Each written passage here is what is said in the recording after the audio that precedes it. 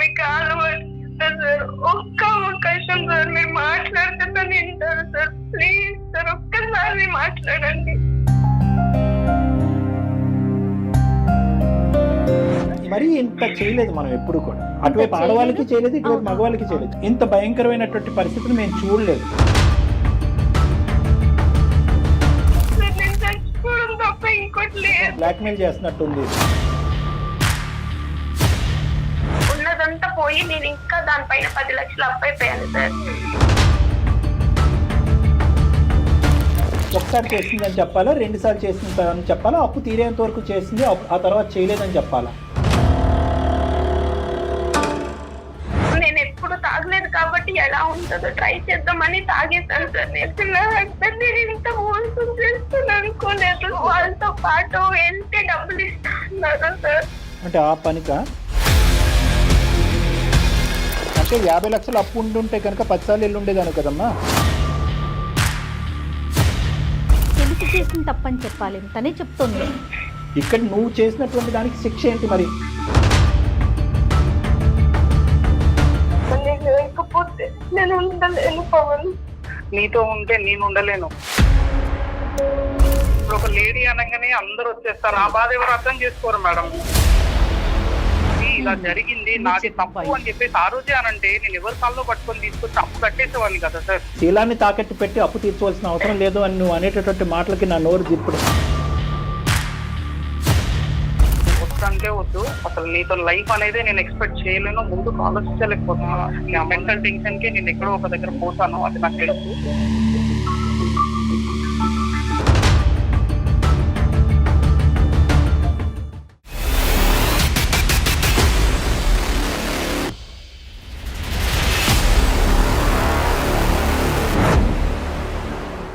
Varicose veins కి సరైన చికిత్స కోసం సంప్రదించండి ఎవిస్ హాస్పిటల్. ఎవిస్ హాస్పిటల్ సమర్పించు అందమైన జీవితం కార్యక్రమానికి స్వాగతం. నమస్తే కళ్యాణ్ గారు. నమస్తే జయ గారు. కళ్యాణ్ గారు, ప్రశాంతి అనే ఒక అమ్మాయి మనకి మెయిల్ చేస్తుంది. తెలిసి తెలియక చేసిన ఒక చిన్న పొరపాటు ప్రశ్నార్థకం అయిపోతుంది తన జీవితం, తన మనుగడికి. అలాంటి సిచ్యువేషన్లో ఉన్న ఒక అమ్మాయి మనకి మెయిల్ చేస్తుందండి. పేరు ప్రశాంతి. ప్రశాంతి. ఎస్ డాక్టర్ గారు, ఒకసారి మరి ప్రశాంతికి కాల్ చేయమంటారా? చేయండి మేడం. ఎస్.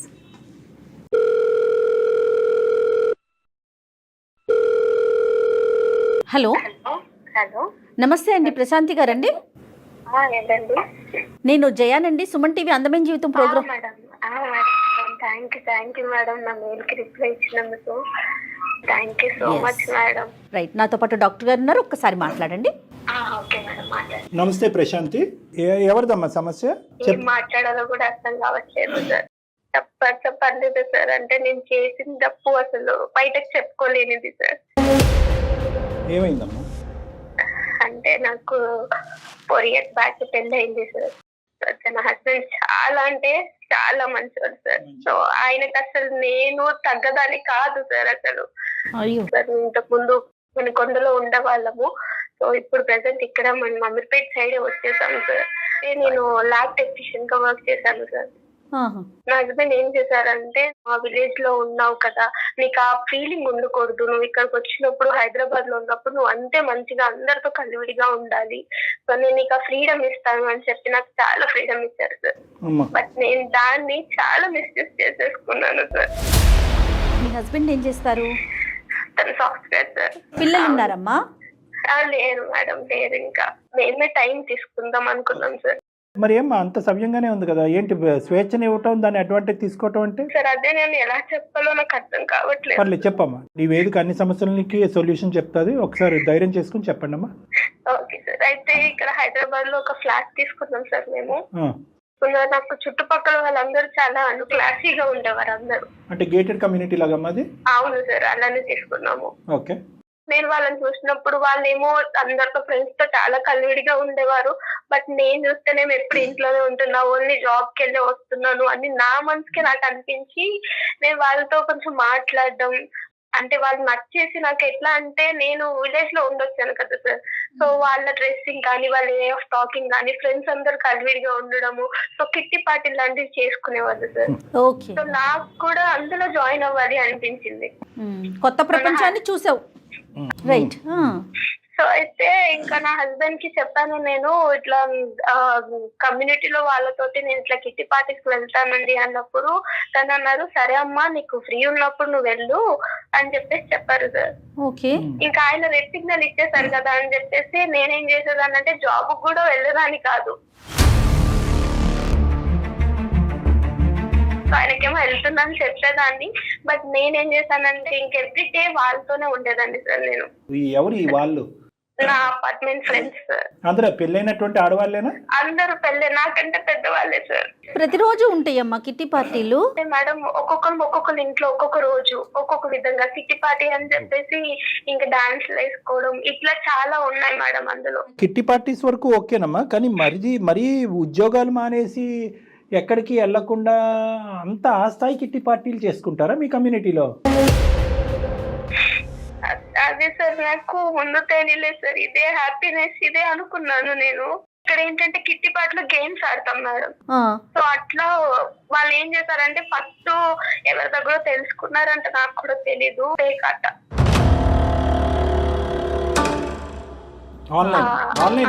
లేదు ఆఫ్లైన్ సార్, ఆఫ్లైన్.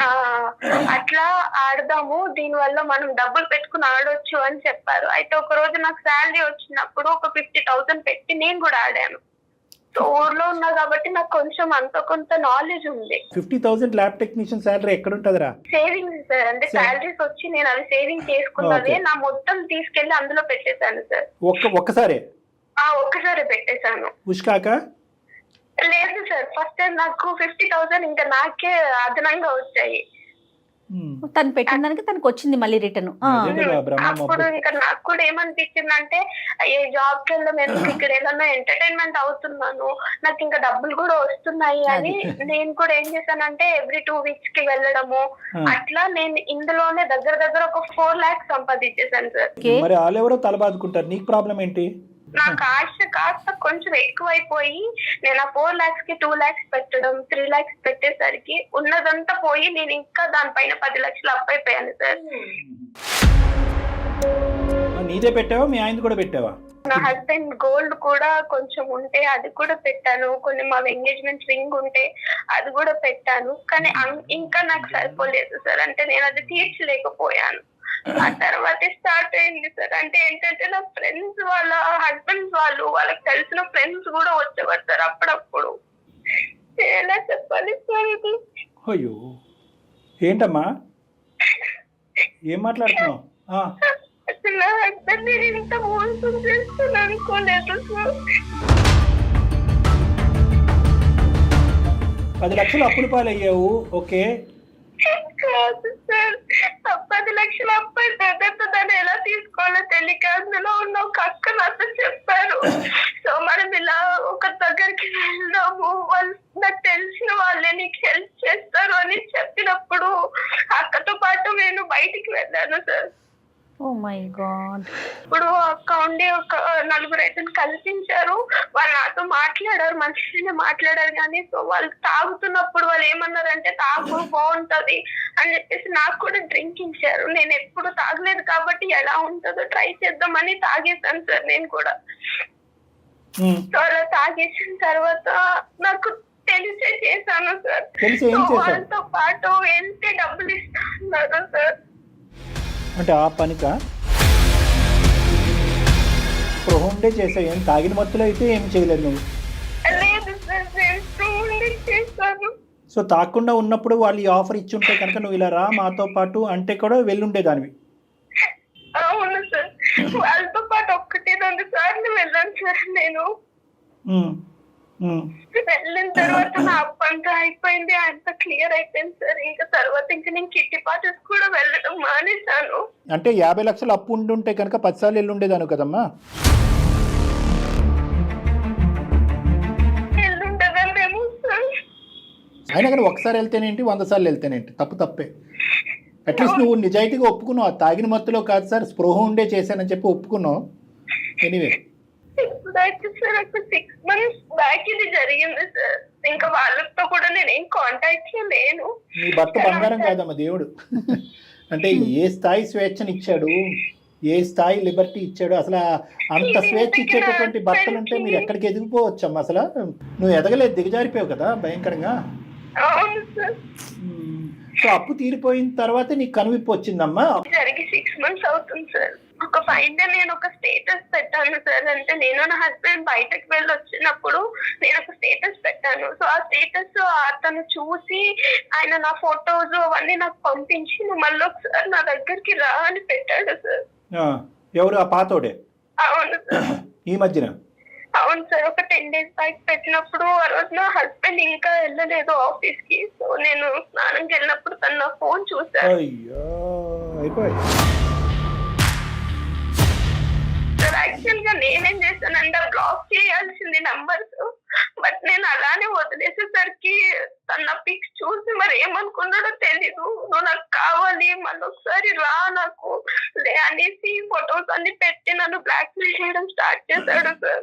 పలానా అమ్మాయి ఈ రేటుకి అవైలబుల్, తప్పుగా అనుకోకమ్మా, పలానా అమ్మాయి ఈ రేటుకి అవైలబుల్ రా అని చెప్పి ఒక ఎదవెళ్ళి ఎంతమందికి ప్రచారం చేశాడో ఏం తెలుసు? నీ నెంబర్ ఎంతమంది దగ్గర ఉందో మీ భర్త చూశాడు. తర్వాత ఏమైందమ్మా?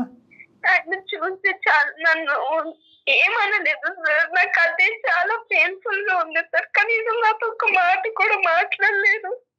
తర్వాత ఒక 2 days తర్వాత ఇంక నువ్వు నాకు వద్దు, నువ్వు వెళ్ళిపో అని చెప్పారు సార్. నార్మల్ గా అయితే ఎవరైనా పేరెంట్స్ పిలిచి మీ అమ్మాయిలా చేసిందని చెప్తారు, బట్ నా హస్బెండ్ ఎవరికి చెప్పలేదు సార్.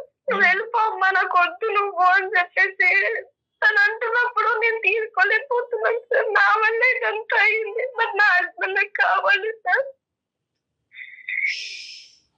ఎలాగమ్మా కావాలి అంటే ఇప్పుడు మేమేమని చెప్పాలి మీ భర్తకి? ఏం చెప్తే కనుక ఏ మగాడు క్షమిస్తాడు? కిట్టి పార్టీలకి వెళ్ళి ఇంటికి సంపాదన తెప్పించాలనేటటువంటి ప్రయత్నంలో అప్పులు పాలైనటువంటి భార్య ఈరోజు ఆ అప్పులు తీర్చేటటువంటి ప్రయత్నంలో తెలిసి తెలియకుండా కళ్ళు మూసుకుని చేసినటువంటి తప్పు అని చెప్పాలా? ఒకసారి చేసిందని చెప్పాలా? 2 సార్లు చేసిందని చెప్పాలా? అప్పు తీరేంత వరకు చేసింది, ఆ తర్వాత చేయలేదని చెప్పాలా? తెలియక కాదు, తెలిసి చేసిన తప్పని చెప్పాలి. తనే చెప్తోంది. ఇప్పుడు పెయిన్ వచ్చింది కాబట్టి ఏడుస్తున్నావు. అమ్మా ఏదో ఒకటి చేసి కాదమ్మా, అన్ని సమస్యలకి పరిష్కారం ఉంటుంది ఈ వేదిక అని చెప్పాం. కానీ మరీ ఇంత జటిలమైనటువంటిది తెలిసి తప్పు మీద తప్పులు చేసేసి నువ్వు తప్పు అనే పరిధిలోంచి నేరం అనే పరిధిలోకి వెళ్ళిపోయావు. తనతో మాట్లాడి విషయం చెప్దామని చాలా ట్రై చేశాను, కానీ నా వల్ల కాలేదు సార్. అమ్మ ఇప్పుడు ఎలా దొరికేవు అనేది ఇక్కడ సమస్య కాదు. నువ్వు నీ అంతూ నువ్వు వెళ్ళి చెప్పుంటే కనుక ఈ వేడు కొద్దిగా తగ్గి ఉండేదేమో, కానీ వాస్తవాలను అయితే కనుక తిరిగి రాయలేం కదా. అసలు ఇంత లోతుగా ఒక తెలివైనటువంటి ఆడపిల్ల ఒక ల్యాబ్ టెక్నీషియన్ జాబ్ చేసి ఎందుకు ఇన్ని తప్పులు? ఇందాక నేను మాట్లాడినటువంటి మాటే మళ్ళీ అంట. అప్పు 50 లక్షలు అయితే కనుక ఇప్పటికి కూడా నువ్వు మాకు ఫోన్ చేసి ఉంటావు కదా.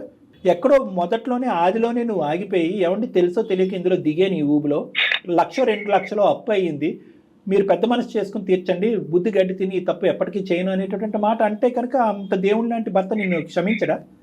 నీ అప్పు తీర్చుండేవాడు కదా. ఇంత ఏదో పని చేయవలసినంత అవసరం ఉందా? ఏ మెంటలమ్మ నీకు?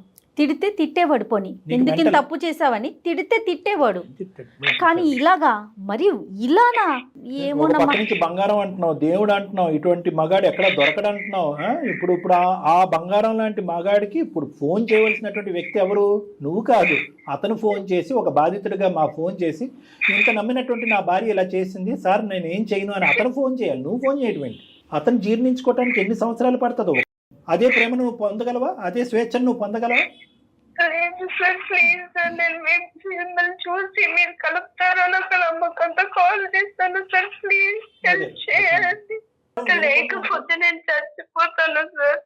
ఆయన తప్ప నాకు వేరే ఆప్షన్ లేదు సార్. Please sir. మరి నువ్వు వస్తే కనుక నేను చచ్చిపోతానని అతనంటే అప్పుడేం చేద్దాం? అతను చచ్చిపోయినా పర్లేదు.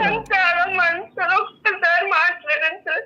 నేను మాట్లాడుతాను, నేను స్టేజ్ లో కూడా లేరు.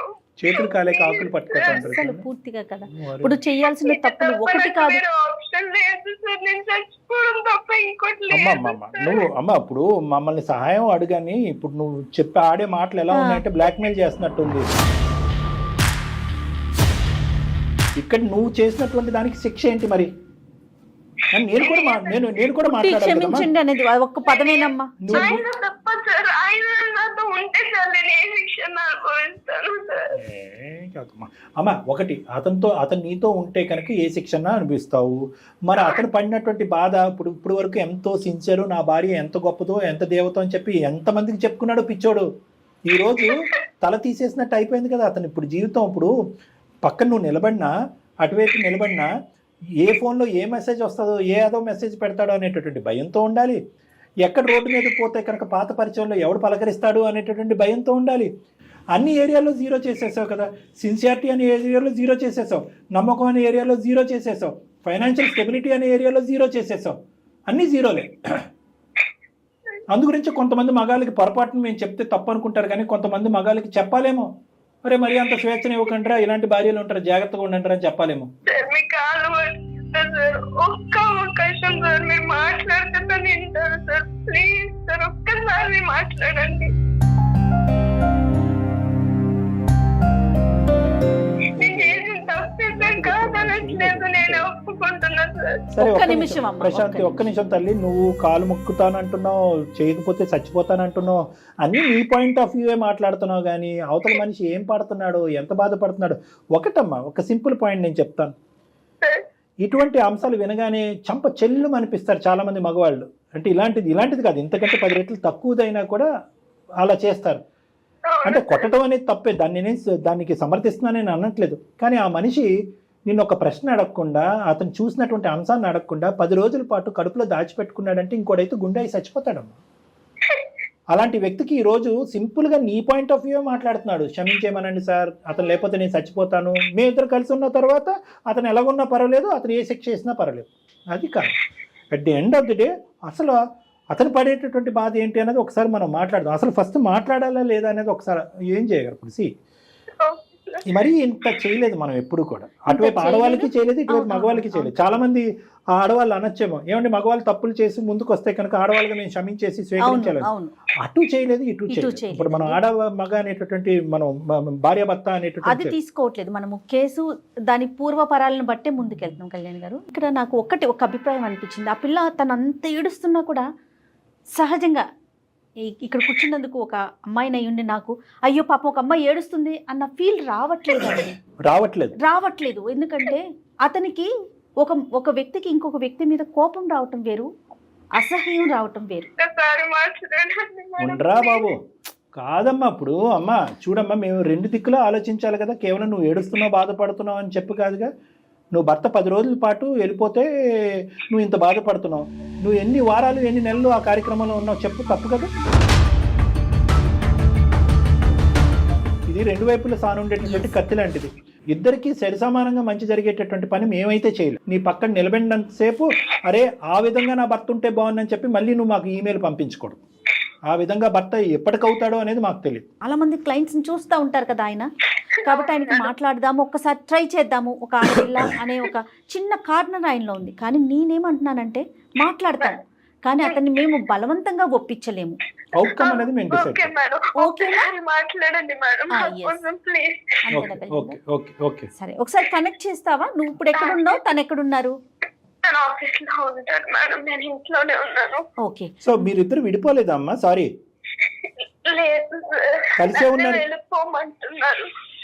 వెళ్ళిపోమంటున్నాడు. ఈ అమ్మాయి ఇంట్లోనే ఉంది. నువ్వు ఫోన్ కలుపు, నువ్వు కాస్త ధైర్యంగా మాట్లాడు. ఏడు పాపి, ఒక 2 నిమిషాలు మేము చేసేది విను.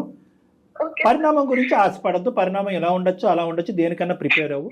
ఎందుకంటే ఈ వేదిక ఆ పరిణామం చూపెట్టకపోతే ఏ వేదిక ఆ పరిణామం చూపెట్టదు. కాబట్టి అల్టిమేట్ డెసిషన్కి మాత్రం రెడీగా ఉండు. Phone కల్పమ్మ. The person you are speaking with has put your call on hold. Please stay on the... hello చెప్పండి. ఎక్కడున్నారు? ఎన్నో ఉన్నాయని చెప్పి ఏంటి ఎందుకు ఫోన్ చేసాం? తిన్నారా? బా, నా గురించి ఆలోచించడం కూడా చేస్తున్నాను. చెప్పావా మీ అమ్మ వాళ్ళకి? అలా మాట్లాడకండి, నా తప్పు అయిపోయిందని ఒప్పుకుంటున్నాను కదా. చాలా రోజులు అవుతుంది మీరు నాతో వద్దు, ఈ ఏడుపులు వద్దు. నాతో అస్సలు అవ్వట్లేదు, అసలు నేను భరించలేకపోతున్నా. నువ్వు మీ అమ్మలను పిలిపించు. నీ ఏడిపే అందరికి, నా ఏడుపు తెలుసలేదు నీకు. కానీ ప్లీజ్ బాబా, నాది తప్పు నేను ఒప్పుకున్నాను కదా నాదే తప్పని. ఒక్క అవకాశం ఏమో పవన్ నాకు ప్లీజ్. చేసేటి అన్ని చేసేసి ఒక్క అవకాశం మీ అని చెప్పేసి అనడం అసలు ఇదేమన్నా కరెక్ట్ అనిపిస్తుందా నీకు? ఇప్పుడు దేనికి ఫోన్ చేసావు? పవన్ నీకు తెలుసు కదా పవన్, నేను లేకపోతే నేను ఉండలేను పవన్. నీతో ఉంటే నేను ఉండలేను, నేను బ్రతకలేను. నువ్వు లేకపోతే అసలు నేను ఉండలేను. నేను చేసిన తప్పే కాదనట్లేదు. లేదమ్మా లేదు, వద్దు వద్దంటే వద్దు. అసలు నీతో లైఫ్ అనేది నేను ఎక్స్పెక్ట్ చేయలేను, ముందుకు ఆలోచించలేకపోతున్నా. మీ అమ్మలను పిలిపించు, మీ అమ్మలతోనే మాట్లాడతాను నేను. పవన్ గారు నమస్తే అండి, నేను డాక్టర్ కళ్యాణ్ చక్రవర్తి అండి, సుమన్ టీవీ అందమైన జీవితం నుంచి మాట్లాడుతున్నాం. సారీ, మేము బ్యాక్గ్రౌండ్లో మీ భార్యాభర్తల అంశాలు విన్నాము, కానీ ఏంటంటే ఈ తప్పని పరిస్థితిలో ఇలా చేయవలసి వస్తుంది. మీ భార్య గారు మాకు ఈమెయిల్ పంపించింది, తన పరిస్థితి ఏమీ బాగాలేదు, చావారు ఏవో అనేటటువంటి పరిస్థితిలో తను ఉంది, సూసైడ్ చేసుకోవాలన్న ఆలోచనలో ఉందనేటప్పటికీ మేము చాలా అయిష్టంగా, నిజంగా చాలా అయిష్టంగా ఇప్పటికొచ్చి మా వేదిక మీద జరిగినటువంటి ఇన్ని ఎపిసోడ్స్, ఇంత భయంకరమైనటువంటి పరిస్థితిని మేము చూడలేదు వాస్తవానికి. ప్రశాంతి, ఈ రోజు నాడు ఇప్పుడు జరిగింది నీకు నాకు మధ్యలో ఉంది. ఈ రోజు నువ్వు తీసుకెళ్లి ఊరు మొత్తంలో పెట్టేసావు కదా,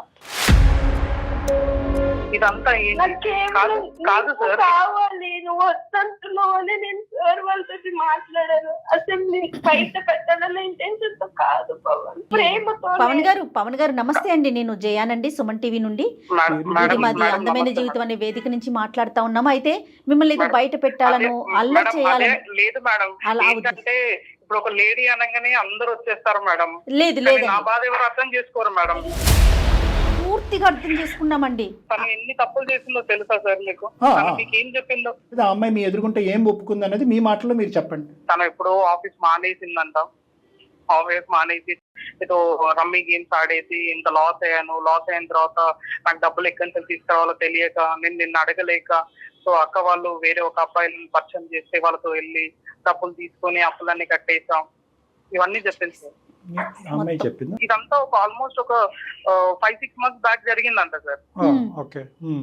నాకు మొన్న రీసెంట్ గా స్నానంకి వెళ్ళినప్పుడు నేను వాట్సాప్ చూస్తే తన ఫొటోస్ రావడం ఏంటిది అని చెప్పేసి అప్పుడు గట్టిగా అడిగితే అప్పుడు చెప్పాల్సి వచ్చింది. లేదు పవన్, నీకు చెప్తామని నేను చూసాను కానీ నాకు ధైర్యం ఓకే ప్రశాంతి, నువ్వు ఇక్కడ మాట్లాడటానికి లేదు, ఎందుకంటే చెప్దాం అనుకున్నానే కానీ 6 నెలలు బట్టి చెప్పలేదు నువ్వు. ఓకే, అది ఒక్క సందర్భంలో అయినా చెప్పుంటే బాగుండేది అనేది నా అభిప్రాయం, అతని అభిప్రాయం. బహుశా ఈ కాలు ఇంత వేడిగా ఉండకపోవచ్చు. ఇప్పుడు వీళ్ళ అమ్మోళ్ళ దగ్గరికి వెళ్ళిపోయి ఇదంతా బయటపడి ఊర్లో పెద్ద మనుషుల దగ్గరికి వెళ్తాదని చెప్పేసి ముందే వేసిన డ్రామా సార్, అంతే. అయ్యో అట్లా కాదు, ఒక సలహా కోసం మాత్రమే డాక్టర్ గారు చెప్పే సలహా తీసుకుందామనే మమ్మల్ని అప్రోచ్ అయిందమ్మా, అంతే తప్ప మిమ్మల్ని అల్లరి చేయాలనో మిమ్మల్ని బెదిరించాలనే ఉద్దేశం ఉన్నట్లయితే మాకు అనిపించట్లేదు. అదే పవన్, ఇప్పుడు నీ పొజిషన్ ఎంత క్రిటికల్గా ఉందో, ఇందాక నేను అమ్మాయితో ఒక మాట అన్నాను, ప్రశాంతి బాధితులు ఎవరు ఇక్కడ, నువ్వు బాధితురాలువా అతను బాధితురా? ఎస్, నీకు నువ్వుగా బాధితురాలు అనుకుని నా భర్తతో నన్ను కలిపేసేయండి, గతం గత అన్నట్టు వదిలేసేయండి నన్ను, అంత సింపుల్గా అయినంత ఈజీ కాదు. అక్కడ ఉండేటటువంటి అతని పొజిషన్లో అతని స్థానంలో నిలబడి ఒక 10 నిమిషాలు ఆలోచించమ్మా అని చెప్పేవి. అసలు వాస్తవానికి మీకు ఫోన్ కలపమని కూడా మేము చెప్పలేదు. మాకు ఇష్టం లేదు. ఎందుకు అంటే కనుక ఈరోజు ఏం చెప్పి మిమ్మల్ని ఓదారిస్తాం, ఏం చెప్పి గతాన్ని వదిలేయమంటాం, ఏం చెప్పి ఇదివరకట్లా నీ భార్యని స్వీకరించరా బాబు అని నీకు చెప్తాం. మా చేతులు కూడా కట్టేస్తున్నాయి, ముందు కాళ్ళకు బంధం అయిపోయింది మాకు. కానీ నేను చెప్పేది ఏంటంటే తప్పు తెలుసుకుందా? తప్పు లేదు సార్, తప్పు తెలుసుకోలేదు సార్. నాకు తప్పు తెలిసిందని తెలుసుకుందా చెప్తున్నా అంతే సార్. ఆ రోజు తను స్నానంకి వెళ్ళకపోయినా లేదా తన ఫోన్ నేను చూడకపోయినా ఈ తప్పు ఇప్పటికి కూడా నాకు తెలిసేది కాదు కదా సార్. నా కళ్ళకి ఇంకా గంతలే ఉండేది కదా. ఇక్కడ 2 ఆస్పెక్ట్స్ ఉన్నాయి పవన్. నేను ఎవరో నీకు తెలుసు, బహుశా నా గురించి నువ్వు వినే ఉంటావు కొద్దిగా. దీన్ని చూసాను సార్, తెలుసు సార్. థ్యాంక్ యూ నాన్న, thank you, that makes my job easy. నేను ఇక్కడ 2 things నాన్న, ఒకటి తప్పు చేయటం, రెండోది నీకు చెప్పటం. 2 అంశాల కింద చూద్దాం. ఇక్కడ ఏంటంటే రెండిటిని ఒకే బుట్టలో వేస్తే కనుక ఆ అమ్మాయి డబుల్ క్రైమ్ చేసినట్టు అవుతుంది. ఓకే, ఇక్కడ ఏంటంటే తప్పు చేసి బయటపడినటువంటి ఒక ఆడపిల్ల ఇది అంచెలంచెలుగా ఎదిగినటువంటి అంశం.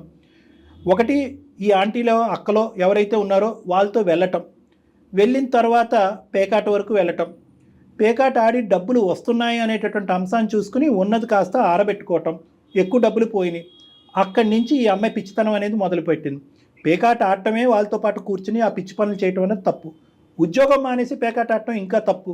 సేవింగ్స్ అన్ని తీసుకొచ్చి అక్కడ పెట్టుబడి పెట్టడం అనేది ఇంకా తప్పు, బంగారం తాకట్టు పెట్టడం అనేది తప్పు, అంచెలంచెలుగా తప్పులు. సో ఇలా చేసుకుంటూ పోతూ ఈ అమ్మాయి ఏమనుకుందంటే, వెరీ టిపికల్ సినారియో, పేకాట ఆడేటటువంటి వాళ్ళ యొక్క మనస్తత్వం ఏ విధంగా అయితే తప్పుతోవలోకి వెళ్ళిపోయి దొంగతనాలకి ఇలాంటి వాటికి వెళ్ళిపోతుందో సిమిలర్ యాంగిల్లో ఈ అమ్మాయి, ఇది ఒక మత్తు. ఈ అబ్బాయి గురించి అయితే కనుక నా భర్తతో చెప్పలేను, అంత ప్రేమించుకున్నటువంటి భర్త మళ్ళీ నన్ను స్వీకరించలేడని చెప్పి తప్పు మీద తప్పు చేసుకుంటూ వెళ్ళిపోయి ఆఖరికి ఒక ఆడపిల్ల, ఒక భార్య, ఒక మంచి అమ్మాయి ఏ తప్పు అయితే చేయకూడదో ఆ తప్పు చేసేస్తుంది అమ్మాయి. నాకు అదే మాట, ఇంత అప్పు అయింది, ఇలా జరిగింది, నాది తప్పు అని చెప్పేసి ఆ రోజే అనంటే నేను ఎవరి కాల్లో పట్టుకొని తీసుకొచ్చి అప్పు కట్టేసేవాడిని కదా సార్. ఈ రోజు నాడు నువ్వు చేసే జలసాలన్నీ చేసి నన్ను ఇబ్బంది పెట్టొద్దని ఎలా అనుకుంటారు సార్? వాళ్ళ అమ్మ వాళ్ళకి డబ్బులు కావాలి అన్నప్పుడు గోల్డ్ పెట్టి ఇచ్చా అని చెప్పేసి నాకు చెప్పిన మాట అది. అలా ఇచ్చినప్పుడు నేను తప్పుగా అనుకోను, కానీ ఇలా పోగొట్టుకున్నాను నా తెలివి లేక అని చెప్పేసి అంటే నేను తప్పుగా అనుకుంటాను సార్. వన్ థింగ్, నాకు మాటలు లేవు, ఎందుకంటే కనుక నీకు ఒక ముళ్ళు కాదు చాలా ముళ్ళు కూర్చుకున్నాయి. అప్పుడే చెప్పుంటే సింపుల్గా అప్పు తీర్చి ఉండేదానండి, శీలాన్ని తాకట్టు పెట్టి అప్పు తీర్చవలసిన అవసరం లేదు అని నువ్వు అనేటటువంటి మాటలకి నా నోరు ఇప్పుడు ఏం చేయలేను.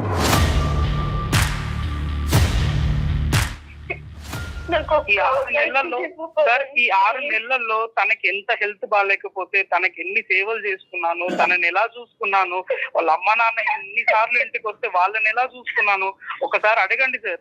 ఆ రోజు కూడా నా ప్రేమ కనిపించలేదు సార్ తనకి. పవన్ బాబు, ఆ అమ్మాయిని సమర్థిస్తున్నట్టు మాట్లాడటం కాదు, కానీ ఈ 6 నెలల పాటు ఆ అమ్మాయికి ఉన్నటువంటి సింపుల్ సందిగ్ధ పరిస్థితి, లేదంటే కాంప్లికేటెడ్ సందిగ్ధ పరిస్థితి ఏంటి? భయం వర్సెస్ బాధ. భయం దేనికి? చెప్తే నువ్వు ఎలా రియాక్ట్ అవుతావు. బాధ దేనికి? చెప్పకపోవటం వల్ల లోపల కుంగిపోవటం అనేటటువంటి బాధ. చెప్పు చెప్పు చెప్పు అని అంతరాత్మ అడుగుతూనే ఉంటుంది. ప్రశాంతి చెప్పేస్తే అయిపోద్ది, కానీ ఇంకో సైడ్ నుంచి ఇంకొక మనసు ఏమంటా ఉంటుంది, చెప్తే కనుక ఇదివరకటి ప్రేమ మళ్ళీ నీకు దక్కదు, నువ్వు చెప్పినందుకు అతను ఏమి గర్వపడ్డు చీతు అని ఉమ్మేసి బయటకు పంపిస్తాడు అనేటటువంటి భయం. ఈ బాధ భయం వల్ల తను ఏం చేస్తుందంటే మీకు చెప్పకుండా దిగమింకుంది. మీరు ఎక్కడ కూడా తనకు బాగాలేనప్పుడు సేవ చేయలేదనో ఇంకోటి ఎక్కడ కూడా మీ గురించి కంప్లైంట్ చేయలేదు. మీ గురించి కంప్లైంట్ చేయడానికే లేదు, అప్పుడు లేదు ఇప్పుడు లేదు. చేసేదైతే మనకి కాల్ చేయదు కదా. అతనికి చెప్పలేదని ఇప్పటికి ఫీల్ అవుతున్నాడా, లేదా అది ఇంకా కంటిన్యూ అవుతోందనే ఆలోచనలో ఉన్నారా అతను? అది క్లారిటీ రాలేదు. అది ఒక్కసారి చెప్పుమా నువ్వు ప్లీజ్. లేదు మేడం, అది కంటిన్యూ అవుతుంది మేడం, అది కంటిన్యూ అవుతుందని అనిపిస్తుంది మేడం.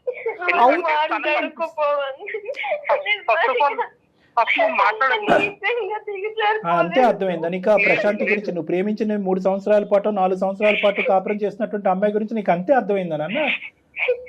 ఆ అమ్మాయి చేసినటువంటి పనిని మేము ఆవగించేంత కూడా సమర్థించట్లేదు, కానీ ఇప్పటికి కూడా కంటిన్యూ చేస్తుంది అని చెప్పి ఎంత చూసినటువంటి ఆడపిల్ల గురించి సార్ అదే 3 సంవత్సరాల్లో నాతో కలిసి ఉన్నది సార్. నా గురించి అప్పుడు కూడా అర్థం కాలేదా సార్? నేను ఇక్కడ తలదించుకుని బాబు అని అడగటం తప్ప ఇంకేమీ చేయలేను. నేను ఇక్కడ 100కి 200 మార్కులు పడిపోయినాయి నీకు. నువ్వు ఏం ఆలోచిస్తే అది. ఆ భిక్ష అమ్మాయికి పెడతావా పెట్టవా ఒక్కసారి ఆలోచించు.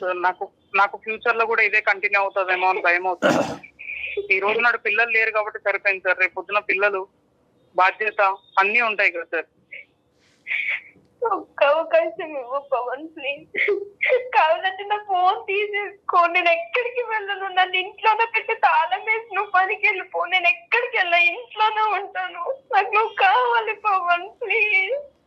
ఒక్క అవకాశం. ప్రశాంతి ఒక్క నిమిషం తల్లి. విరిగిపోయినటువంటి గుండెలు నీ ఏడుపు వల్ల ఇప్పుడు నువ్వు ఒక సింపుల్ అతనితో కలవకపోతే నాకు చావు తప్ప ఇంకో దారి లేదంటున్నాడు. అతను ఏంటంటే నీతో కలిసినా చచ్చిపోతాడు, కలవకపోయినా చచ్చిపోయేటట్టున్నాడు.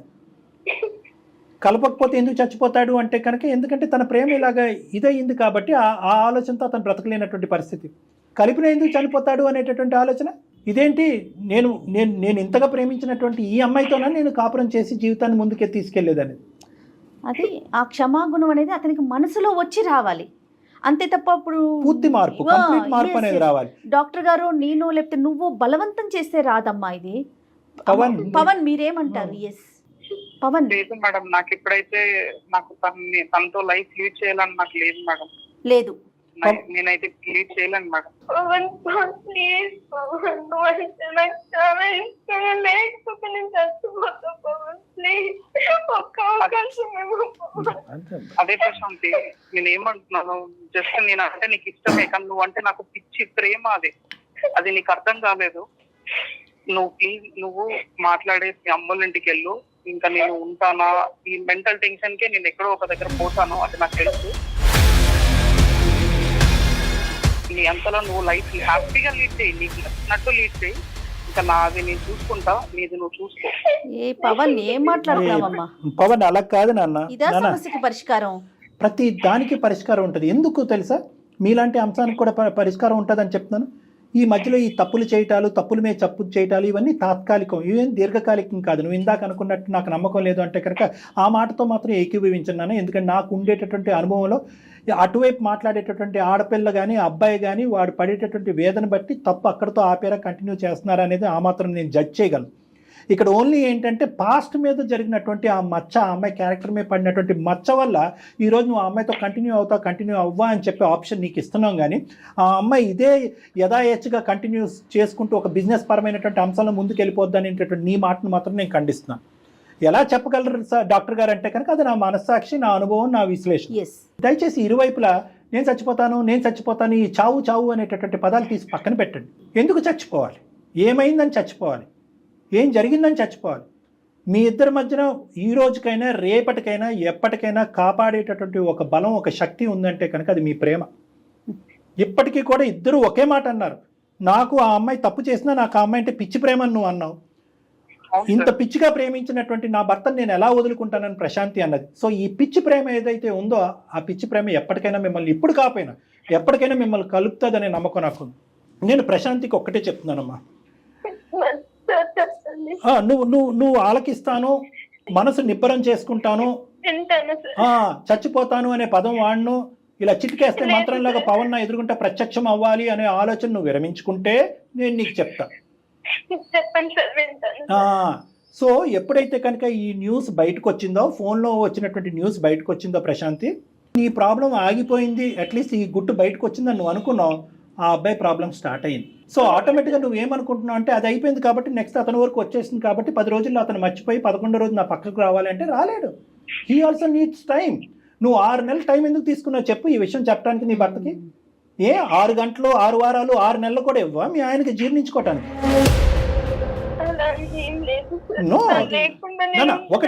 ఒకటి ఈ ప్రోగ్రామ్, ఈ ఎపిసోడ్ లైవ్లోకి వెళ్తే 100కి 90 మంది నా మాటే అంటారు. ఏమండి ఆ అమ్మాయి కావాల్సినటువంటి తప్పులు అన్నీ చేసింది, తప్పులు చేసిన తర్వాత భర్తకు చెప్పుకోవటానికి కారణం ఏంటంటే మీరు చాలా సింపుల్గా చెప్పేశారు, భయం వర్సెస్ బాధ అని చెప్పేశారు అని చెప్పి ఆ అమ్మాయి 6 నెలలు టైం తీసుకుంది. ఈరోజు ఆ మెసేజ్ రాకపోతే కనుక 6 సంవత్సరాల టైం అనేది తీసుకుని ఉండేది. కాలంతో పాటు అన్నీ కరిగిపోతాయి కాబట్టి మఠం అయిపోయింది ఏంటంటే చేతులు దులుపుకుని ముందుకు వెళ్ళిపోయి ఉండేది. ఆ అమ్మాయి ఎప్పుడూ చెప్పుండేది కాదు. మరి అది అన్యాయం కాదండి ఆ అబ్బాయినని ఖచ్చితంగా అందరు నన్ను నిలదీస్తారు. నేను ఒకటే, ఏ కారణం చేత నువ్వు 6 నెలలు టైం తీసుకున్నావు? భర్త వెళ్ళిపోతాడేమో, బంధం తెగిపోద్దేమో అని భయంతో. ఈరోజు 6 నెలల టైం మీ ఆయన తీసుకుంటే ఏంటమ్మా ఆలోచించుకోవటానికి, విశ్లేషించడానికి, ఈ బాధను జీర్ణించుకుని బయటకు రావడానికి ఆ మాత్రం సమయం కూడా ఇవ్వ.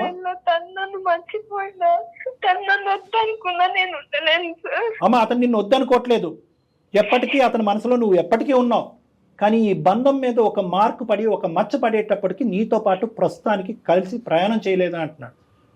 ఇందాక ఒక మాట అన్నాడు, ఇప్పటికైతే ఆ అమ్మాయి గురించి ఆలోచన నాకు రావట్లేదండి, మేమిద్దరు కలిసి ప్రయాణం చేయటం అనేటటువంటిది జీర్ణించుకోలేకపోతున్నాను అన్నాడు. ఇప్పటికీ అన్నాడు, ఎప్పటికీ అనలేదు. తప్పు చేసినటువంటి ఆడపిల్ల ఈరోజు పబ్లిక్గా సమాజం ముందు వచ్చి తలదించుకుని నా తప్పు నేను అంగీకరిస్తున్నాను, ఎటువంటి శిక్ష కన్నా రెడీయే, నా భర్తను నాకు ఇప్పించండి, మా ఇద్దరిని కలపండి, కలిపిన తర్వాత ఏదైనా చేయండి అనేటటువంటి మాట అంది. పూర్తి స్థాయిలో అమ్మాయి పశ్చాత్తాపం పొందుతుంది. ఆ పశ్చాత్తాపానికి నువ్వు జాలిపోయి వెన్నపూసలాగా కరిగిపోయి ఆ అమ్మాయితో కలిసి వెళ్ళిపోమని నేను చెప్పట్లేదు. నువ్వు ప్రస్తుతానికి ఎస్ ఆర్ నో అనేటటువంటి మాట మాట్లాడద్దు, కొంత సమయం తీసుకో. ఎందుకంటే ఇంకా అమ్మాయి బ్రతకటానికి పర్పస్సే ఉండదు. నువ్వు ఇంత పిచ్చిగా ప్రేమించాననేటటువంటి అమ్మాయి ఎందుకు బ్రతకాలి? తూ అని ఉమ్మేస్తారు సొంత తల్లిదండ్రులు. ఏ సమాజం యాక్సెప్ట్ చేస్తుంది? ఏ కల్చర్ యాక్సెప్ట్ చేస్తుంది? ఏ దేశం యాక్సెప్ట్ చేస్తుంది? ఎవరు యాక్సెప్ట్ చేయరు ఇటువంటి పనిని. గతం గతహా కదండి, ఇప్పుడు మారిపోయినంటే కనుక ఎవరు యాక్సెప్ట్ చేయరు. సో కాబట్టి ఆ అమ్మాయికి తగ్గవలసినటువంటి గాయం తగిలింది, నువ్వు వేయవలసినటువంటి శిక్ష ఆల్రెడీ వేయటానికి నువ్వు రెడీ అయ్యావు. కాబట్టి అంతటితో అది ఆపేసే నెంబర్ 1. నెంబర్ 2 నేనేమని చెప్తున్నానంటే కనుక మీరిద్దరు దూరంగానే ఉండండి. ఏదో కారణం చేత ఆ అమ్మాయి తన జీవితాన్ని తను కొనసాగిస్తుంది, తన ఉద్యోగం తను చేసుకుంటుంది, తన జీవితం తను ముందుకు వెళ్తూ ఉంటుంది. దయచేసి ఆ అమ్మాయిని మాత్రం వాళ్ళ తల్లిదండ్రుల దగ్గరికి వెళ్ళి ఉండమనేటటువంటి ప్రయత్నం చేయొద్దు. మీరిద్దరు కలిసి ఉంటున్నట్టుగానే నటించండి కొంతకాలం. నా విన్నపం, ఇద్దరి యొక్క ఇమోషన్స్ చల్లబడాలి. ఎప్పుడైతే ఇమోషన్స్ చల్లబడతాయో ఆలోచన అనేది వస్తూ ఉంటుంది. ఎందుకంటే ఈ బాధ ఏదైతే ఉందో, నీకు ఆ అమ్మాయి మీద ఉండే ప్రేమ వర్సెస్ ఆ అమ్మాయి చేసినటువంటి తప్పు వర్సెస్ ఆ అమ్మాయి నీ దగ్గర గోప్యంగా దాచినటువంటి ఈ 3 అంశాలు కాలం ఎలాగ వీటిని పరిష్కరిస్తుంది అనేది వెయిట్ చేసి చూడవలసినటువంటి అవసరం ఉంది. వీటన్నిటి మధ్యన ఒక హోరాహోరీ పోటీ జరగబోతుంది రానున్న రోజులు. Over a period of time నీ భార్య ఎలా మారుతుంది అనేటటువంటిది నీకు ఆటోమేటిక్గా తెలుస్తుంది. ఎలాగన్నది కూడా నేను చెప్తాను. మీరిద్దరూ ప్రతి 2 వారాలకు కానీ వారానికి ఒకసారి కానీ నా దగ్గరికి రండి. ఎవరు మాట్లాడేది, ఎవరు చెప్పేటటువంటిది నేనేం మాట్లాడను. ఎవరు మాట్లాడవలసింది వాళ్ళు మాట్లాడతారు, ఎవరు చెప్పవలసింది వాళ్ళు చెప్తారు. ఎవరు ఏమేం చేస్తున్నారు అనేటటువంటిది అది. ఆ అమ్మాయి దగ్గర, ఆ అమ్మాయి మీద నువ్వు ఎటువంటి ట్రాకింగ్ చేసుకుంటావో చేసుకో. ఇందాకటి నుంచి నువ్వంటే నాకు పిచ్చి ప్రేమ నేను చచ్చిపోతాను, నువ్వంటే నాకు పిచ్చి ప్రేమ నేను చచ్చిపోతాను అన్నారు కాబట్టి ఇక ప్రేమ అనేటటువంటిది ఉంది కాబట్టి ఆ ప్రేమ ఈ రోజు కాకపోయినా ఎప్పటికైనా మిమ్మల్ని కలుపుతుంది, గత స్మృతులను తీసేస్తుంది, జ్ఞాపకాలను తీసేస్తుంది అని ఒక చిన్నపాటి నమ్మకంతో ఈ సలహా సూచన ఇచ్చేటటువంటి ధైర్యం చేస్తున్నాను. వాస్తవానికి ధైర్యం చేస్తున్నాను. ఆ అమ్మాయి పోయి ఏదైనా పీజీ హాస్టల్లో ఉంటుంది, లేదంటే ఆ అమ్మాయి ఇక్కడ ఉంటుంది, నువ్వు పీజీ హాస్టల్లో ఉండు. 6 నెలల తర్వాత కూడా ఇదే అభిప్రాయం, ఇదే ఆలోచన, ఇదే వాడి వేడి ఉంటే కనుక ఎవరి దారి వాళ్ళు చూసుకోండి. ఎందుకంటే అంతకాలం ఉండేటటువంటి వాడి వేడి జీవితాంతం ఉంటుంది పవన్. సో అప్పుడు మిమ్మల్ని కలపటం కూడా వ్యర్థం. అంటే సింపుల్గా చెప్పాలంటే పెద్దలు అంటారు కదా, time is the best healer అని. కాలం అన్నిటికీ పరిష్కారం చెప్తుంది. ఏమంటా పవన్? లేదు కాదు కూడదు, 6 నెలలు ఏంటి 6 నిమిషాలు కూడా నేను టైం ఇవ్వను అని నువ్వు అన్నా దానికి కూడా మేము నో చెప్పలేం. అంతే కదా, మీదేనండి డెసిషన్ అయితే పూర్తిగా మీదే. అమ్మ నువ్వు బలవంతం పెట్టొద్దమ్మా, ప్రశాంతి ప్లీజ్. అతన్ని డెసిషన్ తీసుకొని అప్పుడు అది నీకు లైఫ్ లాంగ్ ఉంటుంది. ఓకే మేడం, మీరు చెప్పినట్టు నాకు కొంచెం టైం ఇవ్వండి. Super super. తర్వాత ఇంకొక విషయం అండి, ఈ అమ్మాయికి వేరే అతను పవన్ ఉన్నారు మరి, అదే ఫొటోస్ ఇచ్చి అది ఎస్, మనం మరి సైబర్ క్రైమ్ ని కూడా మనం అప్రోచ్ అవుదామమ్మా. దాని గురించి నువ్వైతే భయపడాల్సిన అవసరం లేదు, అంతే కదా కళ్యాణి గారు? అంటే ఏంటంటే ఎటువంటి వెబ్సైట్లో ఉన్నా, ఎటువంటి ఫోనుల్లో ఉన్నా ఎవరైనా కూడా ఇది కావాలని ఒక విధంగా చేసేటటువంటి ప్రయత్నం చేసినా అలాంటి వాళ్ళందరినీ కూడా మనం నియంత్రించడానికి సైబర్ క్రైమ్కి వెళ్ళి కంప్లైంట్ కూడా ఇద్దామమ్మా మనం. ఓకే, నీ ఫోన్ నెంబర్ అర్జెంటుగా మార్చేసి, నీ ఫోన్ నెంబర్ కూడా అర్జెంటుగా మార్చాలి. ఎస్. సో ఎవరికి వారు సపరేట్ గా ఉండండి అమ్మా, కాలమే నిర్ణయిస్తుంది. ఇంతకు మించి అసలు మాట్లాడేది లేదు, చెప్పేది లేదు. Whatever he's happened is very bad, but దాని గురించి ఉండాలా విడిపోవాలా అనేటటువంటి నిర్ణయం ఈ నిమిషం ఈ రోజు తీసుకోవద్దు. మనం వేచి ఉందాం, ఎవరి బాధ వాళ్ళు చల్లారిన తర్వాత అప్పుడు వాళ్ళు మనస్ఫూర్తిగా ఏ నిర్ణయం తీసుకుంటే దాన్ని ఏకీభవిద్దాం. ఓకేనమ్మా? రైట్ పవన్, ఓకేనండి? Okay madam. Thank you so much Pavan గారు. నేనైతే స్పెషల్ థ్యాంక్స్ చెప్తానండి. ఎందుకంటే ఎంత మెచ్యూర్డ్ గా మీరు ఆలోచించి ఎంత మెచ్యూర్డ్ గా మాట్లాడారు అంటే, డాక్టర్ గారు చెప్పిన ప్రతి మాటని అంగీకరించారు. ఓకే, దీంతో పాటు ఇంతకు ముందు మీ వైవాహిక జీవితం మొదలైనప్పటి నుంచి ఆ అమ్మాయితో మీకున్న రిలేషన్ ఒకసారి గుర్తు చేసుకోండి please. Okay right. Okay, never use the word death or suicide. Okay, be hopeful. Yes, be hopeful, positive. Okay sir. Right ma. Right. Thank you madam. Okay amma, okay. Thank you. అంటే ఇప్పుడు ఏంటంటే ఆ అమ్మాయి realise అవ్వకుండా ఉండుంటే విడగొట్టడం చాలా easy madam. Realise అయ్యింది కాబట్టి పవన్ ఇంకొక అవకాశం ఇవ్వమంటున్నాం. ఆ అవకాశం కూడా ఇమీడియట్ గా ఇవ్వద్దు, నీకు కావాల్సినంత టైం తీసుకుని నీకు ఎప్పుడైతే సెల్ఫ్ కాన్ఫిడెన్స్ పెరుగుతుందో, నా భార్య మారింది, తెలియకుండా తప్పు చేసిందనే నమ్మకం నీకు ఎప్పుడు వస్తుందో అప్పుడే కలవండి అని అన్నాను. బహుశా అందమైన జీవితంలో ఎలాంటి డెసిషన్ తీసుకోకుండా వాళ్ళకే వదిలేసింది ఎపిసోడ్ అంటే ఇదే వన్ ఆఫ్ ద ఎపిసోడ్స్. అవును మేడం, కరెక్ట్. రైట్ అండి, నమస్తే.